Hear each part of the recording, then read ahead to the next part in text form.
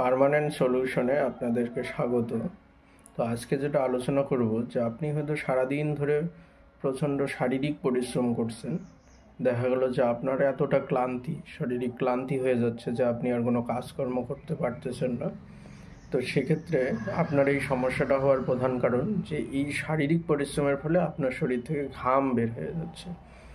এই ঘামের ফলে আপনার শরীরে লবণ এবং জলের ঘাটতিটা দেখা দিয়েছে।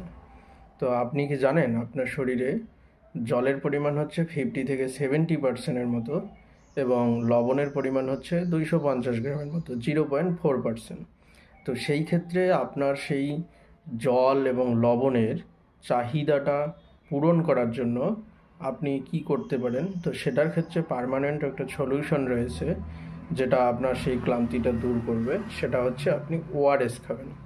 ওআরএস হচ্ছে যেটার full form oral rehydration solution.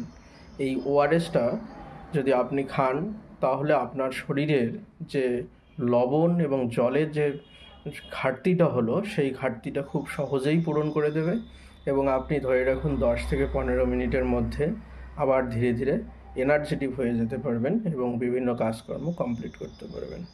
তো সেক্ষেত্রে আপনার যদি কন্টিনিউ এটা হতে থাকে তাহলে অবশ্যই ডাক্তারবাবুদের কাছে পরামর্শ নিন